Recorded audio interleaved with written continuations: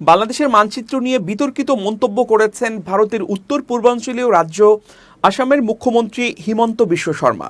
বাংলাদেশের মানচিত্রের ছবি পোস্ট করে তার দাবি, বাংলাদেশের নিজস্ব দুটি চিকেন নেক রয়েছে যেগুলো আরও বেশি ঝুঁকিপূর্ণ।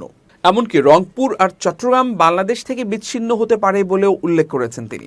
সোশ্যাল মিডিয়া প্ল্যাটফর্ম এক্সে দেয়া এক পোস্টের তিনি এই বিতর্কিত মন্তব্য করেন।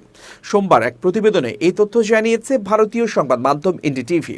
সংবাদ মাধ্যমটি বলছে, আসামের মুখ্যমন্ত্রী হিমন্ত বিশ্ব শর্মা রোববার বাংলাদেশের উদ্দেশ্যে কড়া প্রতিক্রিয়া জানিয়েছেন। তিনি বলেন, যারা ভারতের চিকেন নেক করিডোর নিয়ে বারবার হুমকি দেন তাদের মনে রাখা উচিত বাংলাদেশের নিজস্ব দুটি চিকেন নেক রয়েছে যেগুলো আরও বেশি ঝুঁকিপূর্ণ। তিনি দাবি করেন, আমি শুধু ভৌগোলিক বাস্তবতা তুলে ধরছি যেগুলো অনেকে ভুলে যেতে পারেন।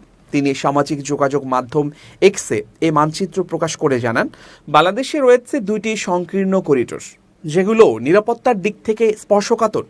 যার প্রথমটি উত্তর বাংলাদেশ করিডোর।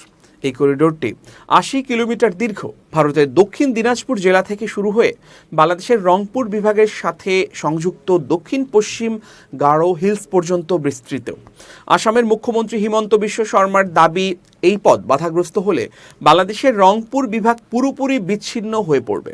আর দ্বিতীয় করিডোরটি আরও ছোট, মাত্র ২৮ কিলোমিটার। এটি বাংলাদেশের বাণিজ্যিক রাজধানী চট্টগ্রামকে রাজনৈতিক রাজধানী ঢাকার সঙ্গে যুক্ত করে।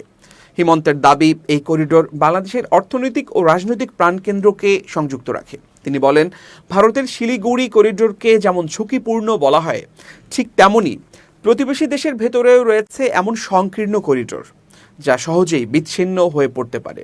মূলত ভারতের শিলিগুড়ি করিডোরকেই বলা হয় চিকেন নেক। এটি মাত্র ২০ কিলোমিটার প্রশস্ত এবং পশ্চিমবঙ্গের শিলিগুড়িতে অবস্থিত।